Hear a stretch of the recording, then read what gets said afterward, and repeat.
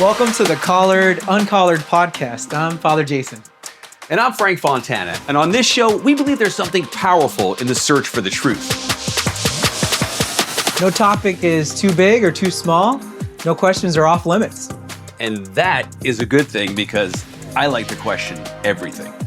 So settle in and join us for some laughs and some deep thoughts and maybe even some enlightening moments here and there. We sure hope so. Yeah. This is the Uncollared podcast.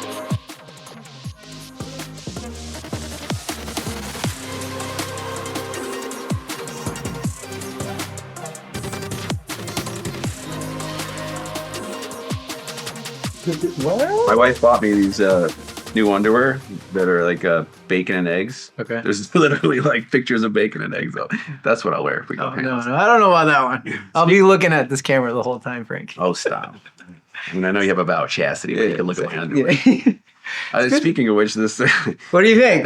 You like the vest? Do you ever get sick of wearing black at all, though? Well, when I got to be professional, Yeah. It also makes me look good. It does. I like the vest. Well, the problem is that people have often told me I look way too young to be a priest. So I try to put stuff on like a vest that makes me look a little older or something, So, Father, what's your youthful secrets that you use? Well, I was going to ask you. I was going to ask you. So I was going to say, every time I see you, Frank, you look good. Wow. Yeah. You appreciate that. Like you look spry. Yeah. We do see the grays. Yeah. So if you don't mind, like, what are you pushing here? What is it? Coconut oil. Straight coconut oil. Like you put it on yourself? Rub it and douse it everywhere. Okay. Yeah. And honestly, like my wife will buy all these expensive creams and lotions and cleansers. I got a jug of like Kirkland's coconut oil. Okay. I just slather it on and every day, every morning after you shower? every day. I cleanse my face and then put the coconut on. It keeps me, I think it helps. I mean. Yeah, I think if everyone has some type of routine, so I like hearing that. But you gotta you gotta be working out too. You're down. I train all the time. I eat fairly healthy 98% of the time. Yeah. I'm Italian, so I got a little wiggle room with the pasta and the pastries and stuff like that. But I try to stay mostly carnivore. Okay. I eat like almost every meal is meat and protein. Okay. So if I may ask. Yes. Like, how old are you? If I may ask. You don't have to answer that. If I may ask. Don't you know you never ask? No, only women. 51. 51. 51. 51. Wow. You got to say with the elevator voice, 51. Right? 51. Yeah. How old are you? Take a guess. I should have guessed you. But I would say. I think I told you before. I don't remember if you did. Okay. Sorry. 42? 42. That's it. Really? You nailed it. That was a straight up guess, by the way. 42. Okay. So difference about 10 years. 10 years, one generation. Yeah. So and your ethnic background is Chinese or what? My dad is Chinese blooded, but he was born in Vietnam because of the war over there. Yeah. And then my mom's Vietnamese as well. So Vietnamese, I guess, heritage. Yeah. Yeah, they came over here in 75 after you the guys war. got like these genes that like just keep you youthful for whatever reason. Yeah. And I don't know what it is, but like most of the Chinese people I've ever known. Asian. You're using it wrong. Asian. Asian. Politically correct. Asian people that I've ever met all look younger than their age. Yeah. We used to go down in Chinatown. Okay. Here in Chicago. Got it. And they have all these little, I don't even been down there. It's like all these little secret shops in like the neighborhoods and the corners and stuff. And we used to go to this like little Asian lady who had this vitamin shop. Got it. And we'd go in and be like, "What's your secret?" "Oh, I got secret for you." She goes, "You take this powder, you rub it here," and she goes, "Pop, pop, pop, pop." She would say, they give us all these little tips and stuff, and we'd try and we'd buy like $100 worth of creams and potions. Yeah. None of it worked. Yeah. I think it's like the diet. Hey, it's working on me. You see? Are you using creams and potions? No, I'm not. Yeah. I think I look young, Asian, but also because not much stress. I don't have any kids. I was gonna say, not married. That is your secret. Just free. The one thing I envy about you, okay, and most priests, is that you don't have the stresses that us everyday folk have. Yeah, that's true. You chose a life that's definitely hard, right, and lack of all the material things and experiences that one would have. Yeah. But man, the trade-off of like no bills, no spouse, no. But like stress. you asked me before though. You said, what is it like, don't you want to just have a wife, or don't you want to just have your, No, specifically, your I said, Ferrari, let's be real. Specifically, I said, don't you You want did to, ask like, that. kiss a woman, or, You did ask that. or You have did a ask that. partner and like hold hands down the beach and feel that Yeah. love and intimacy and Right, touch. And But there's a trade-off. You see? what's the trade-off? Well, we're asking Oh, yeah, about. yeah. You're saying, yeah, I envy you. It comes with all the other stuff, Exactly. right? Yeah. So there's so like when you commit to something, like there's the pros and cons to it. Yeah. And that's one of my roles, I think, as a priest, or what I like to do is to present to them not the fears of the future, but like to be courageous in their decisions, like to have a purpose, I guess you could say. So so I wanted to ask you, being that you are 10 years older than me, I'm gonna call you straight up, sorry. You do have a good hairline. I think that's one thing we have in common. We do have, we have similar hair. Thanks to my dad, he's got like a big fro. Okay. So I do want to ask you, being that you are, a generation ahead of me, like, have you, because I haven't had this technically yet, but like this whole like midlife crisis thing, like for you, do you think that's actually, number one, is that a thing? Yep. Because like obviously physically you have women that go through like menopause and stuff. Yeah. So like, do they have a midlife crisis, or is it straight up chemical? Like you can measure that. Yeah. What is for you a midlife crisis, and do you think it's somewhat scientific? Is there actual like testosterone levels? Is there, I don't know, is it image? Like we're getting fatter slower? Like hair loss, I don't know. What do you? I think all what do you of think the of that? above wrapped up into it. I think, from a physical standpoint, obviously when men hit 40 something, their testosterone drops by like 30-40%. Okay. Most Scientific. Yeah. The grays start to come in. I mean, this is all new for me, and like my wife doesn't like me to dye my hair, and I'm like, well, you dye your hair, and I can't dye my hair, but I'm just growing. So you want to dye your hair? I would like to dye my hair, but if they could somebody please invent a man's hair dye that doesn't look ridiculous? Tacky. I mean, like that. Like I always ask my hairdresser, I'm like, can't you just like stroke it in with an artist brush and just like get little points here? Don't the women like a little bit of that gray? That's what my wife says. She goes, no, it's sexy. Yeah. Like I like. That's what I'm saying. So, but to your question of like, do men experience like? For me, like there's a term that is being coined these days, manopause. Manopause. Right? Okay. So yes, there is this thing where it's both chemical and it's mental. I think for me, I'll speak on my experience. I don't know if I've had the quintessential midlife crisis where I go out and buy a Porsche and drop my wife and get a you upgrade everything. You upgrade your house, your woman. I don't think I've been car. there before, yet. I mean, hopefully I'm not. But I do think like you do start to question everything. Like that's what midlife to me starts happening, is like, is everything I thought I wanted up to this point really what I wanted? Right. And then is everything I'm looking towards in the future, is that really all good and necessary? And, is it about simplification at this point, in my life, where like, I had a career in TV, I had a career in radio, I'm an author, I have a successful, production company. Sorry to like cut you off here, but I have a theory, because I don't know if this is something like, if there's something documented on this, but would you said mentally and physical change, right? So Yes. Mentally, would you say it has to do with the future? Like, okay, hey, midlife in the sense of like, hey, I only got 30 good years left. If I continue the way I'm going, like it's gonna really stink. So I'm gonna have to upgrade all these things. So I'm just throwing at you, like you said, I'm questioning everything. Yeah. Like why all of a sudden? So is it in light of maybe what the future is, or maybe like what's the word, FOMO, like fear of like missing out type thing? Or I think it's different for everybody. Okay. I do think like in your case, like in my case, I gotta be honest with you, I experienced a lot when I was younger. I left my home, I left my home when I was like 17. Right. Florida, right? Went to Florida with a buddy. Okay. We had a lot of fun, and okay. and then I was in the nightclub business, and I threw some of the most ridiculous parties and was with celebrities at a young age, and then we got it next. Yeah, like right. Okay, so you lived full life, and I lived that full life, and so like a lot of men when they hit that midlife age who didn't experience all that want to then go, shoot, I got married young, I had a job since I was this, and same thing for all these years. Okay, and then you kind of like at that point are like, oh, I need something different. Where I think for me it's a little different, where it's like I had all that experience. I got married late in life, had kids later in life. So I haven't quite hit that midlife crisis moment. I think for me, it's more like there's goals that I had and visions I had for myself that I haven't quite met yet, whether they be financially or physically, whatever, that I reassessed. And I feel like it's like 2.0 time, where it's like I'm working harder now than I ever have.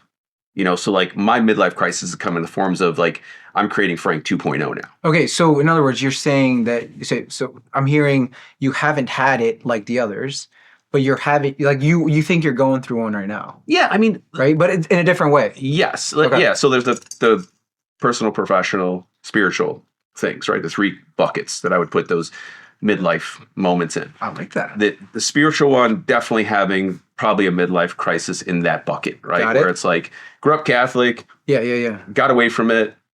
Learned a whole bunch of other spiritualities. Still resonate with all those. Then coming back to, Catholicism and going, I don't know if I'm there yet, but I'm open to it. Okay. I'm kind of searching for that. Then in the physical bucket. Okay, so before I forget, spiritual, physical, and mental, I think. Okay, whatever you said before, I liked it. Mental. Mental. Okay, I think that's what I said. Yeah. Spiritual, mental, physical. Okay, so now we're talking about physical. Yeah.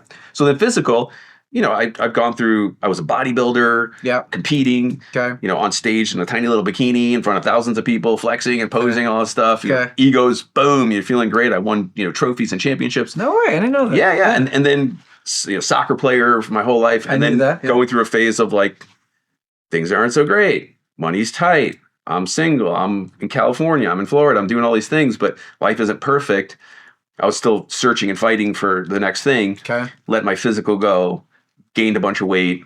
I was up to like 220 pounds what? at that point. Yeah, I was big. What are you right now? Right now, I'm like 185. 185. Okay, so 220. And so then, like, I got serious about my fitness again. And I got back in great shape. Got it. And so that helped my my preparation for the next phase of life. Okay. Because I don't want to be fat and immobile and sick when I'm older. So that's definitely the motivator. And then mentally, I've done a ton of work on myself. Like ton. I constantly do. I meditate every single night, every morning. Set my intentions. Throughout the day, I'm consuming. If I have a moment, I'm consuming podcasts that inspire. Yeah.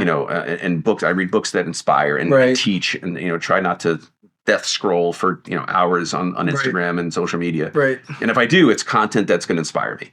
Yeah. I'm rarely just sitting there looking at nonsense. And okay, so I'm hearing in these 3 categories.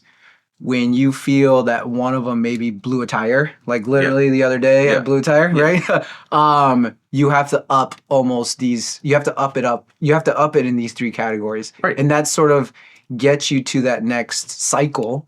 So it's sort of like we're having midlife crisis, but it's almost like you're having it often. It's not just one time. Is that sort of what I'm hearing? It's a series of crises. Yeah. That never end. Right? Yeah. So I just think that the midlife crisis is just maybe someone that hasn't processed well different crises before. And also didn't experience a lot of stuff younger. Well, like, because in my case, like I didn't experience, like I joined right after high school, like seminary. Yeah. So I'm just trying to go along with your theory. I'm not trying to prove you wrong. I'm just trying to, because I'm young, I'm 40, so I could hit midlife crisis right now. Right. So to your theory, you're saying being that I didn't, it's not like I had any super serious relationships with any women. I didn't have, I worked, but I didn't have like my Did you have any relationships at all before you became a priest?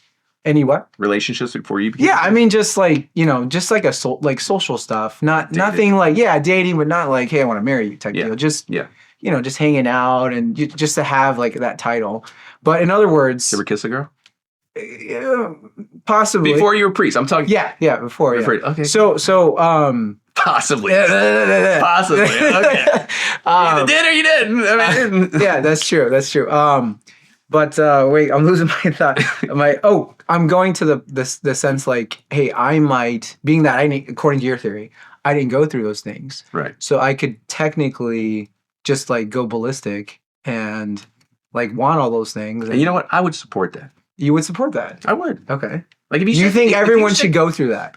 I think you're not gonna have a choice at a certain point. Yeah. If you're gonna suppress that powerful movement inside of you, there's going to be a side effect of that. So hear me out on this one. What do you think of this one? Like last time or one of these times you brought up, as a priest, like, hey, Father, what's up with you going on like yachts and these trips? Like, so baller. Yeah. So next, what is it?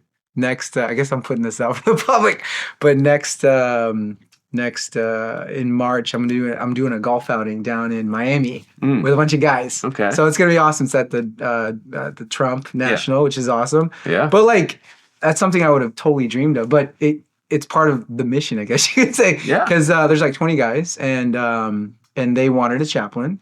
So they asked me, and they said, "Hey, are you up for it?" I'm like, "Absolutely." Right. So and you just happen to be good at golf. Oh, I enjoy it.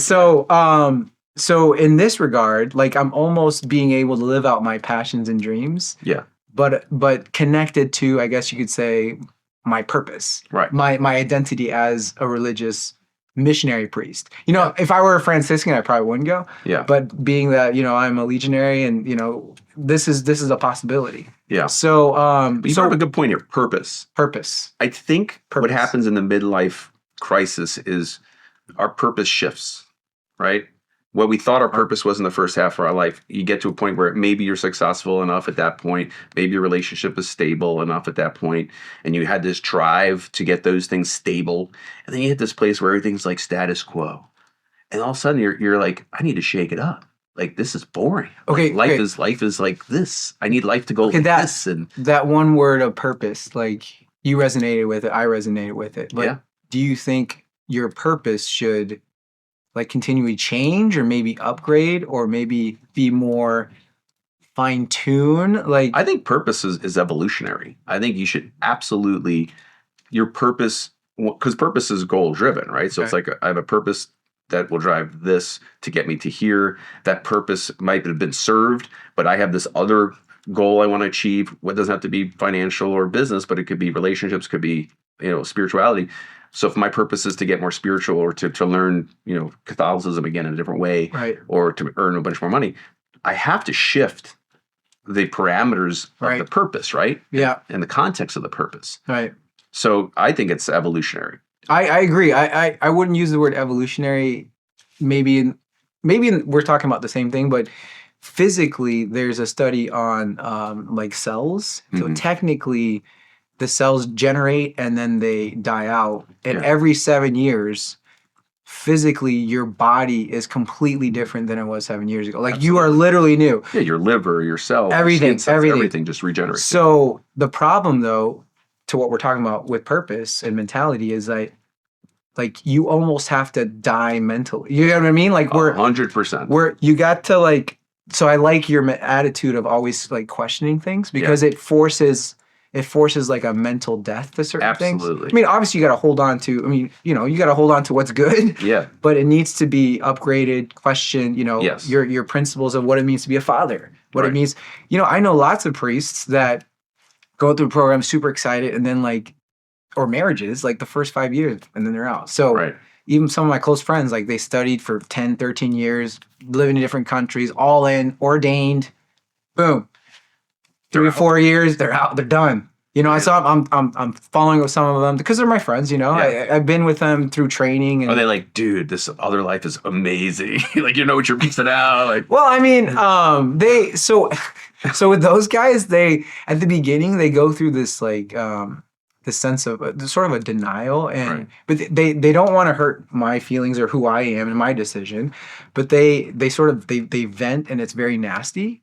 And then they do what you just said about the midlife crisis. They experience everything. Right. They're going crazy. They're sleeping around. I'm like, dude, you were just a priest, and all of a sudden you're, But I want to be a friend and support. Right. And then there comes a time when they do talk again about what their deepest meanings are, and a lot of times it's almost like they didn't process. Like I said, they didn't process some of those like demons they had in before, like family stuff or identity stuff. Like they're doing it.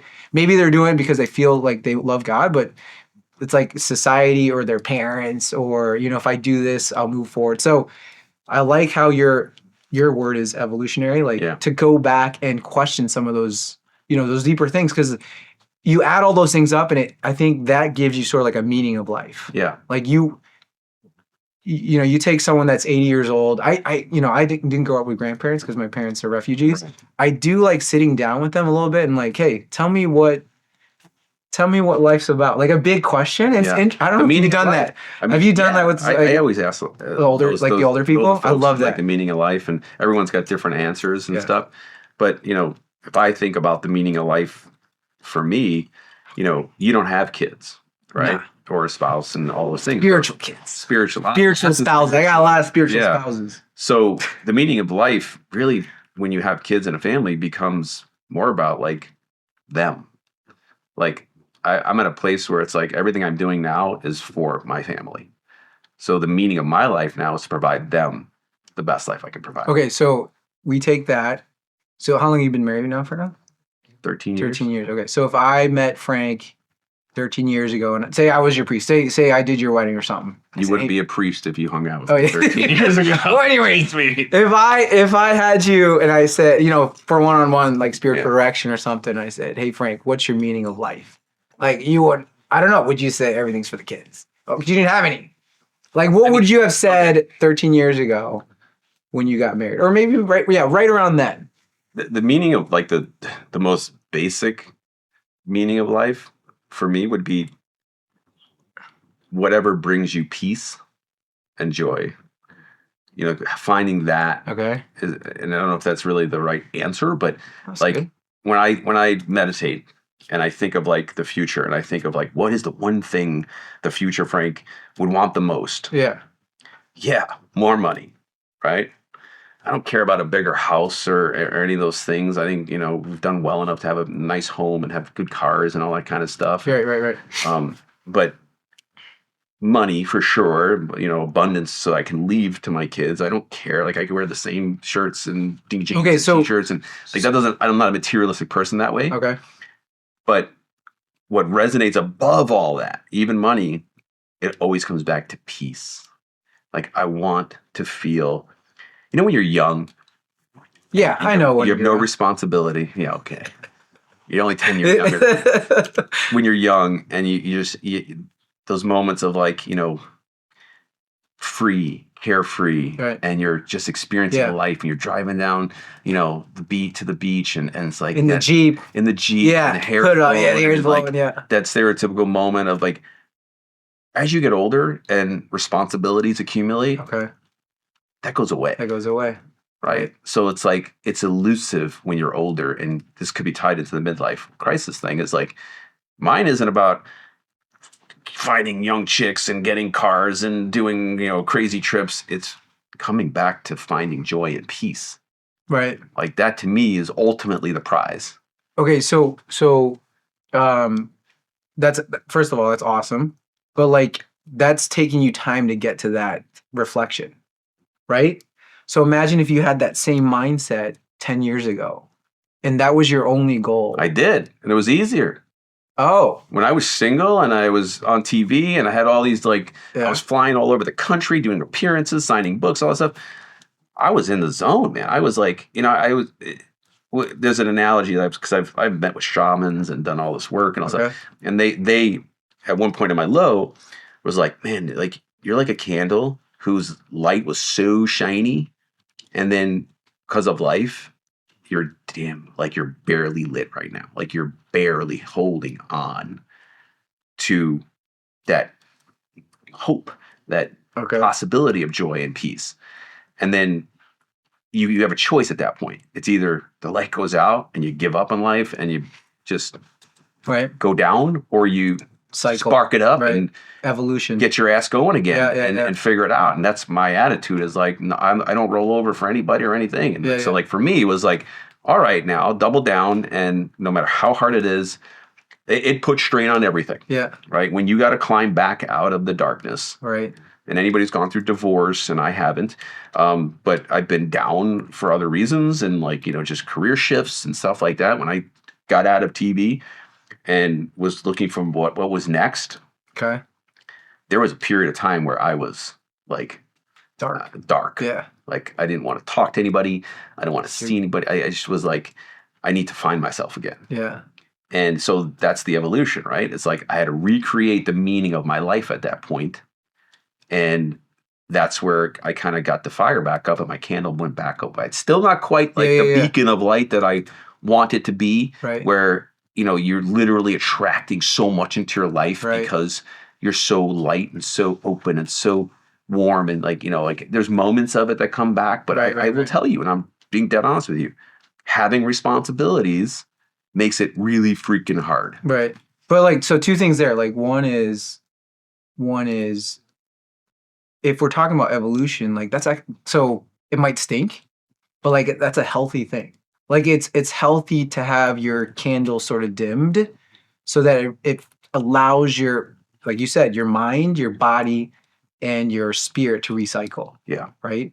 So we talk about it elsewhere, but there's a Greek principle called kenosis of dying to rise. That's a whole nother whatever. No, but, I follow you. Oh, you know that it's actually a business term too. Some companies need to recycle to shoot. You can go higher than where you were before. And then so the other thing too is on that, where you're at right now is you're trying to you're in shape, so your physical's good. You're eating up mental stuff. Yeah. And I think we're on this podcast ish. Yeah. To tap into in a small selfish way, a little bit of that spirituality. Oh, for sure. Would you did I articulate that okay? Yeah. No, okay. Absolutely. Good. I like that. Anything I could add to fortify the growth. Okay. And continue the growth. Get that fire going. Absolutely. Keep the fire, stoke the fire.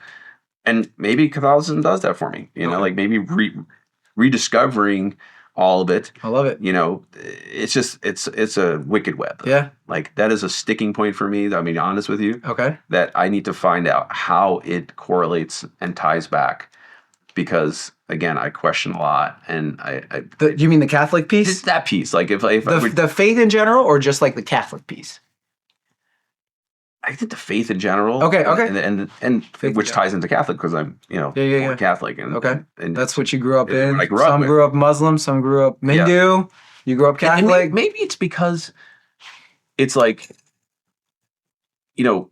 worshiping the guy on the cross, Jesus, right? And it's this idea and the stories and knowing that generations and decades and have been the story's been told about this, right? Yeah. And then I read that it's also been manipulated many, many times. It's been adapted many, many times. And true. Through that, the context of the teachings have changed, right?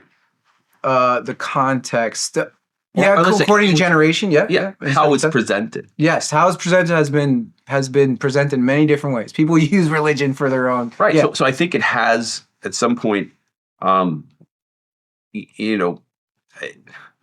been manipulated a little bit, and let's just say this: everything human has been manipulated. Right. So true. Yes, true. So if I'm really just to look at it black and white, I'd be okay. So if I know that story's manipulated, and I know that countries and people in power have used religion to control masses. Sure.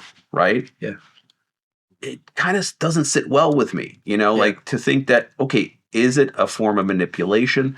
Yeah, but going back to the sort of the topic we've been hitting the most, the meaning of life, you said it, I didn't say it. You said you need to build up your faith component.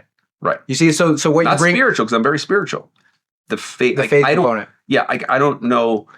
Mental, physical, spiritual. Yeah. See, right? No, faith. Yeah. So we're trying to build that up, but you see how this whole manipulation is an obstacle for you to grow in your faith. Because my critical thinking part. Yeah. If I was just... So we just gotta talk about that. Yeah, right? So if I was just I'm just gonna let it all go and I'm gonna dive into the church and... No.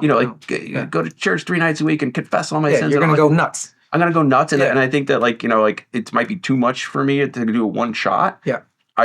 When I see people who do that, and they're quote unquote good people on the outside, but then you hear stories about behind the scenes, and they're actually not great people.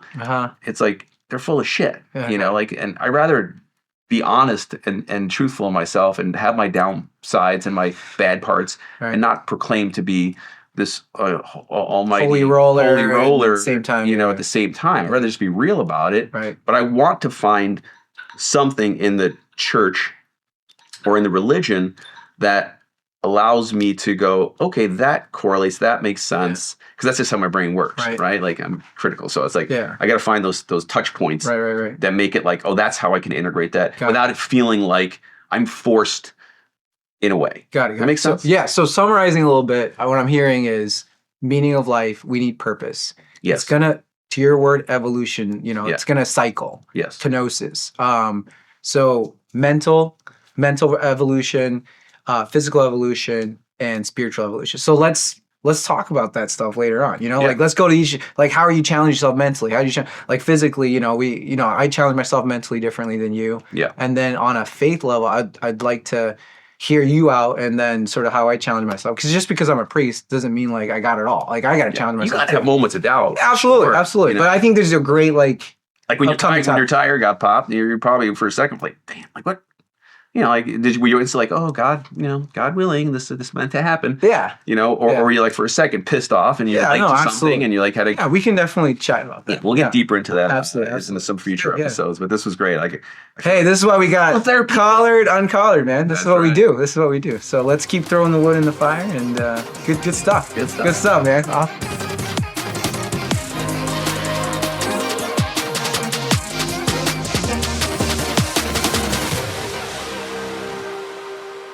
Another fun episode with Frank and myself discussing the meaning of life. We talked a little bit about the midlife crisis.